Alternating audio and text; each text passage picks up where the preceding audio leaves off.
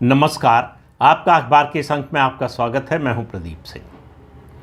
22 अप्रैल 2025 को पहलगाम में हिंदुओं का नरसंहार हुआ। हिंदुओं का इसलिए कह रहा हूं कि धर्म पूछकर मारा गया। जो हिंदू थे उन्हीं को आतंकवादियों ने मारा।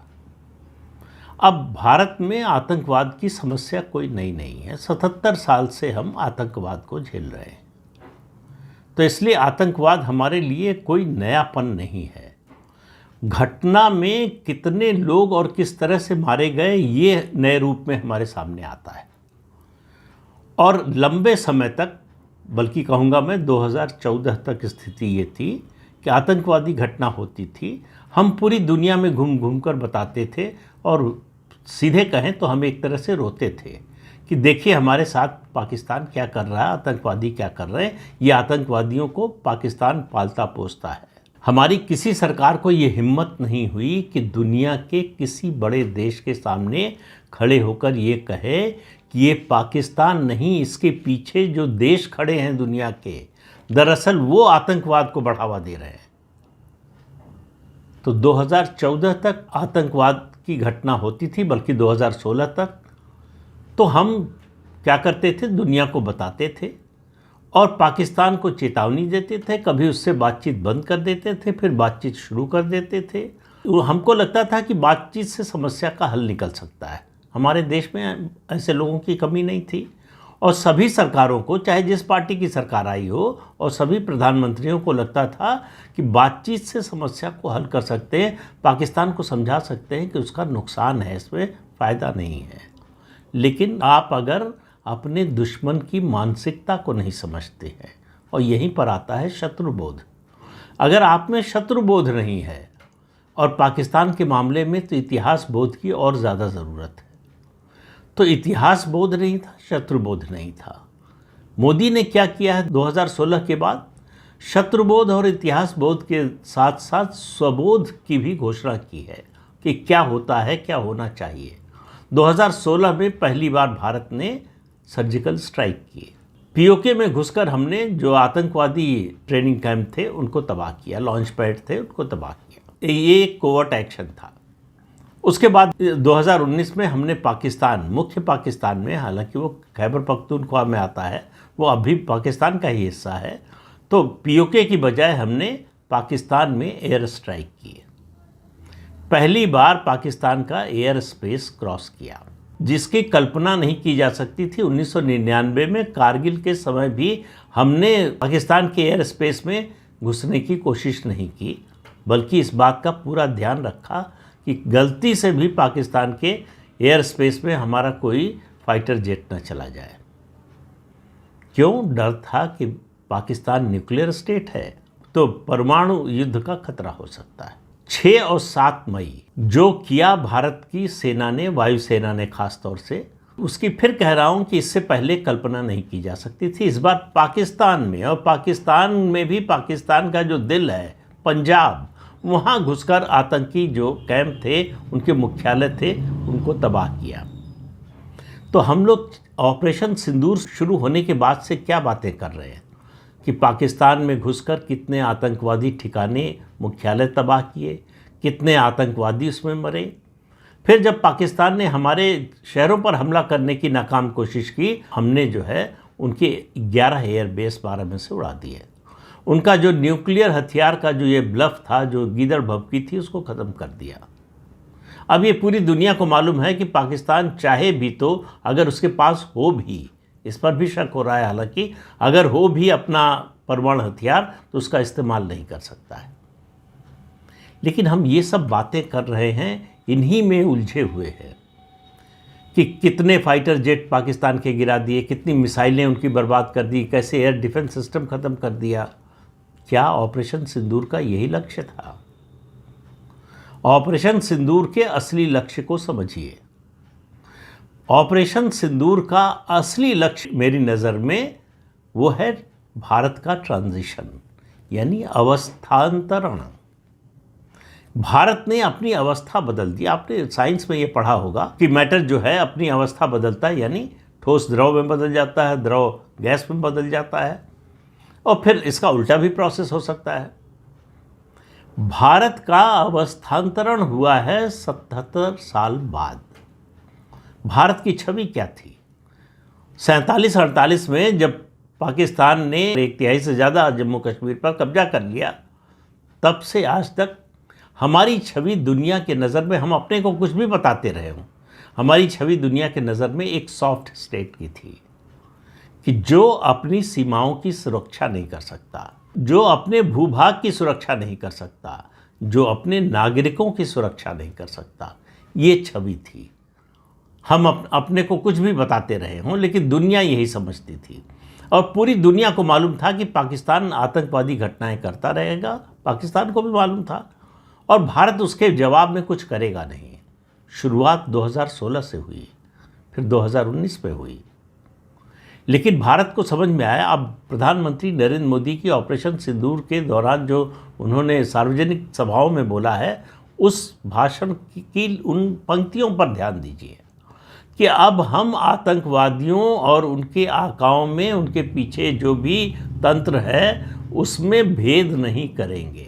वो कह तो रहे थे पाकिस्तान के लिए, लेकिन वो संदेश दुनिया के बहुत से देशों के लिए दे रहे थे। हमारा ऑपरेशन सिंदूर का लक्ष्य केवल ये आतंकवादी ठिकाने बर्बाद करना, पाकिस्तान का एयर बेस तबाह करना, सिर्फ यहाँ तक सीमित नहीं था।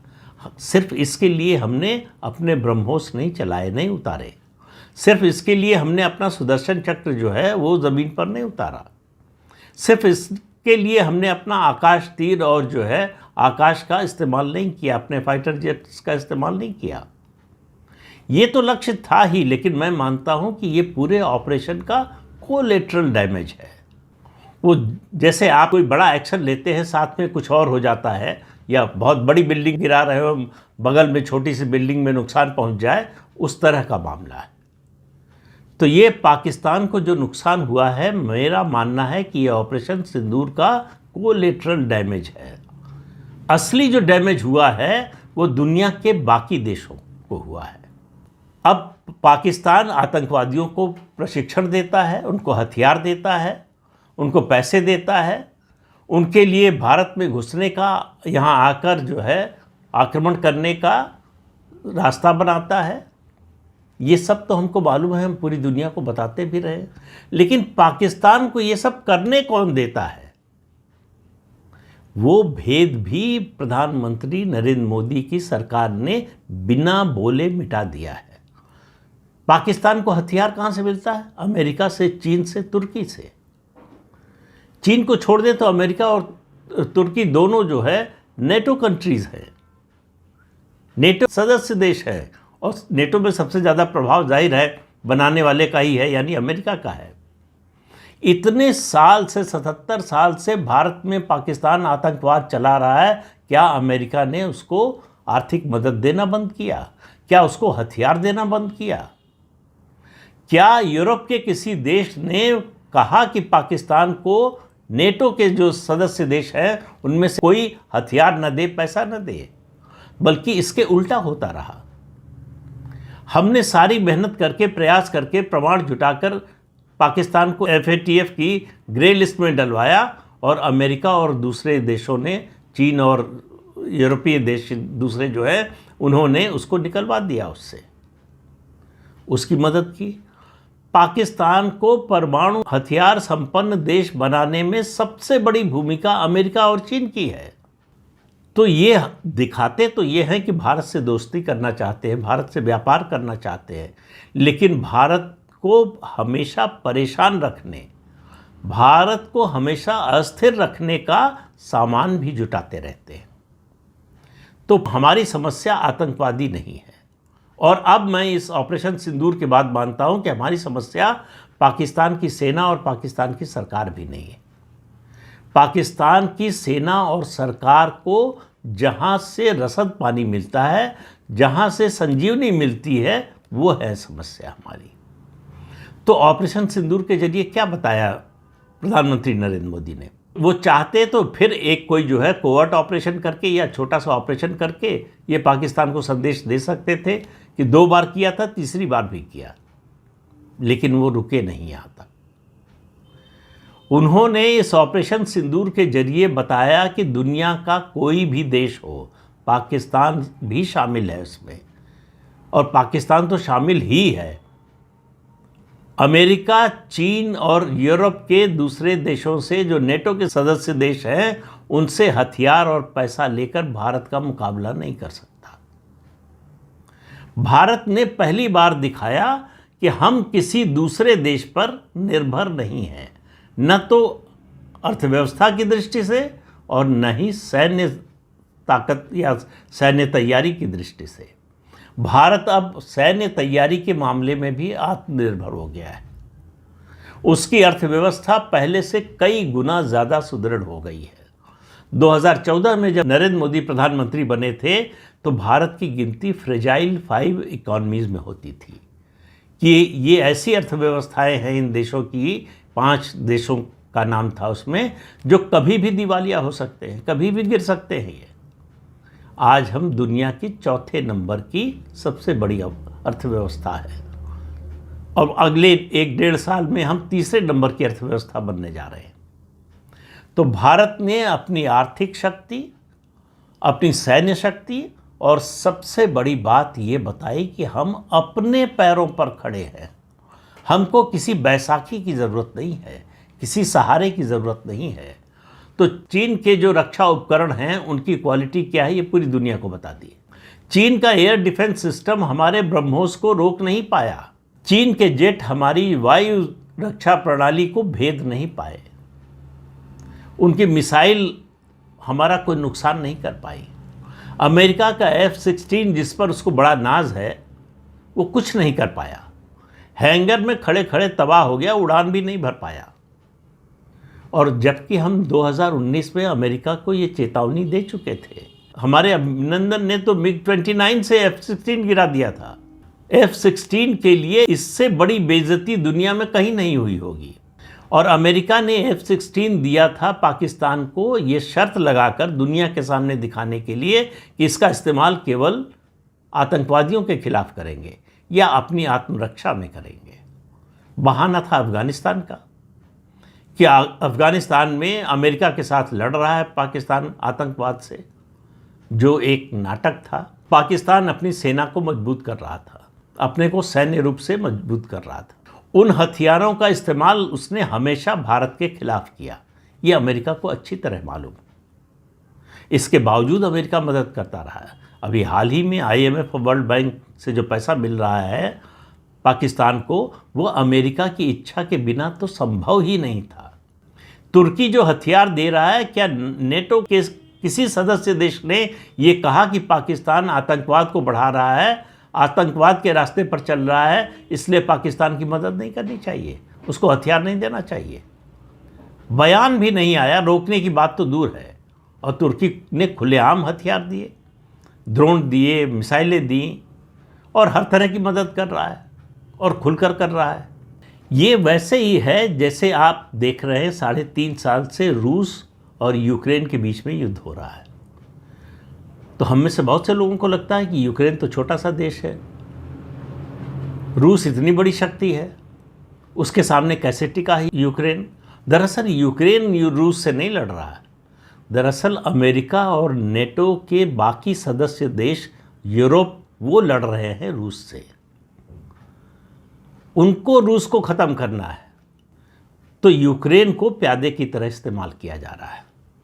ठीक वही स्थिति भारत पाकिस्तान की है। भारत से पाकिस्तान नहीं लड़ रहा है, भारत से जो दुनिया भर में भारत विरोधी शक्तियां हैं और जो भारत को बढ़ते हुए नहीं देखना चाहती हैं, ऐसी शक्तियां हैं, वो पाकिस्तान के पीछे खड़ी है। और इसी नाटक को, इसी धोखाधड़ी को प्रधानमंत्री नरेंद्र मोदी ने ऑपरेशन सिंदूर के जरिए एक्सपोज कर दिया है और ये बता दिया है कि गलतफहमी में न रहना कि पाकिस्तान को न्यूक्लियर स्टेट बताते रहेंगे, पाकिस्तान को परमाणु हथियार संपन्न देश बताते रहेंगे और डराते रहेंगे कि परमाणु युद्ध का खतरा हो जाएगा। भारत ने कहा 2 परमाणु हथियार संपन्न देश भी लड़ाई लड़ सकते हैं, मॉडर्न वॉरफेयर या लिमिटेड वॉर जो है कर सकते हैं। और भारत ने दिखाया कि कुछ घंटों में कैसे उसने सिर्फ 8 घंटे में पाकिस्तान को घुटने पर ला दिया। अमेरिका के राष्ट्रपति डोनाल्ड ट्रंप की हालत देखिए कि वो दावा करते थक नहीं रहे हैं कि ये जो है लड़ाई मैंने रुकवाई है, जो कि सरासर झूठ है। और अब तो डोनाल्ड ट्रंप के झूठ पर अमेरिका के लोग भी बोलने लगे हैं। उनके सबसे बड़े सहयोगी, सबसे बड़े साथी, जिनकी सबसे बड़ी भूमिका थी डोनाल्ड ट्रंप को राष्ट्रपति का चुनाव जिताने में, एलन मस्क, उनका कहना है कि ये जो डोनाल्ड ट्रंप बोल रहे हैं कि उनका टैक्स और एक्सपेंडिचर कट का जो बिल है, जो कानून है, उसके बारे में मुझे जानकारी थी। उन्होंने कहा मुझे कोई जानकारी नहीं थी उसकी। एलन मस्क अलग हो गए हैं डोनाल्ड ट्रंप से। अब डोनाल्ड ट्रंप उनको धमकी दे रहे हैं, तो लेकिन वो अलग मामला है, उस पर कभी फिर बात करेंगे। अभी स्थिति ये है कि भारत ने एक बार नहीं, 4-4, 5-5, 6-6 बार अमेरिका के राष्ट्रपति को कह दिया है, बिना इन शब्दों का इस्तेमाल किए, कि तुम झूठ बोल रहे हो और हम तुम्हारे झूठ को सच नहीं होने देंगे, सच साबित नहीं करने देंगे। तो हमारे, फिर कह रहा हूँ, विदेश विभाग के प्रवक्ता से लेकर विदेश मंत्री और प्रधानमंत्री बिना इन शब्दों का इस्तेमाल किए लगातार ये कह रहे हैं कि अमेरिका के राष्ट्रपति डोनाल्ड ट्रंप झूठ बोल रहे हैं। लेकिन डोनाल्ड ट्रंप का ये सिलसिला रुक नहीं रहा है झूठ बोलने का, और वो रुकेगा भी नहीं। पाकिस्तान की मदद करना अमेरिका बंद नहीं करेगा, तो उसके बहुत सारे और कारण हैं।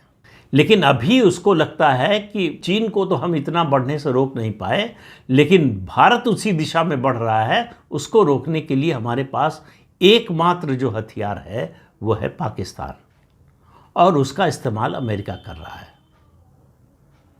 लेकिन ऑपरेशन सिंदूर ने बहुत सारे जो जाले थे उनको साफ कर दिया है।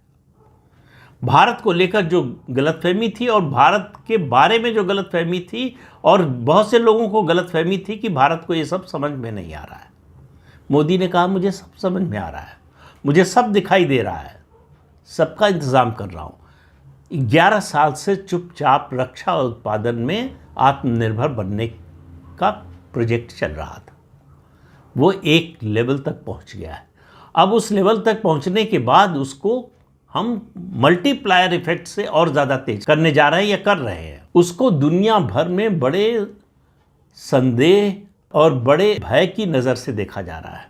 ये किसी की समझ में नहीं आ रहा है कि ये चीन का एयर डिफेंस सिस्टम क्यों बेकार हो गया। चीन ने अब इसको आधिकारिक रूप से मान लिया है कि उनका जो एयर डिफेंस सिस्टम था वो ब्रह्मोस को रोकने के लिए नहीं था, वो इसलिए ब्रह्मोस को नहीं रोक पाया। तो ब्रह्मोस का डर भारत के सारे विरोधियों और दुश्मनों के मन में बैठ गया है। पाकिस्तान के मन में तो बैठा ही हुआ है। उनके प्रधानमंत्री जब बोल रहे थे कि मेरे जो है सिपह सालार यानी आर्मी चीफ ने बताया कि भारत ने ब्रह्मोस से हमला किया है, तो जैसे ब्रह्मोस बोल रहे थे, डरा हुआ आदमी जिस तरह से सबसे बड़े खतरे के बारे में बोलता है उस तरह से बोल रहे थे। और इस ब्रह्मोस की काट दुनिया में किसी एयर डिफेंस सिस्टम के पास नहीं है, चाहे वो अमेरिका का हो, चाहे तुर्की का हो और चाहे चीन का हो। तो पूरी दुनिया में एक संदेश चला गया कि चीन के जो रक्षा उपकरण हैं उनकी क्वालिटी क्या है, और भारत किसी मामले में चीन से पीछे नहीं है और अमेरिका से कम नहीं है। अमेरिका के पास बहुत पैसा है, बहुत बड़ी सैन्य शक्ति है, इससे कोई इनकार नहीं कर सकता।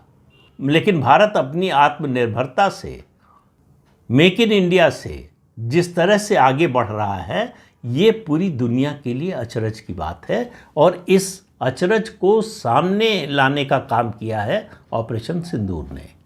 पूरी दुनिया को एक्सपोज करने का काम किया है कि ये आतंकवाद के विरोध का नाटक करते हो तुम। जो आतंकवाद की असली जड़ है उसमें आप खाद पानी डालते रहते हैं, उसको सींचते रहते हैं। ये बताया है ऑपरेशन सिंदूर ने।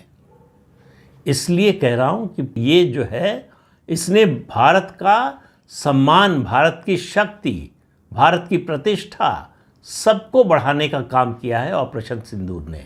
ऑपरेशन सिंदूर की बात करें तो केवल जो है आतंकी ठिकानों, आतंकवादियों के हेडक्वार्टर और पाकिस्तान के एयरबेस और उसके अलावा उनके फाइटर जेट और मिसाइलों की ही बात तक सीमित न रहे। वो फिर कह रहा हूँ, वो तो छोटा सा कोलेटरल डैमेज है। असली डैमेज तो हुआ है दुनिया के बड़े देशों की छवि को, उनके रक्षा उपकरणों को, उनकी जो दादागिरी थी उसको, उनका जो वर्चस्व था उसको चोट पहुंची है। तो इस अंक में इतना ही। अगले अंक में फिर मिलेंगे किसी नए मुद्दे के साथ। तब तक के लिए अनुमति दीजिए। आपसे अनुरोध है कि चैनल देखिए, शेयर कीजिए, लाइक कीजिए और सब्सक्राइब जरूर कीजिए। नमस्कार।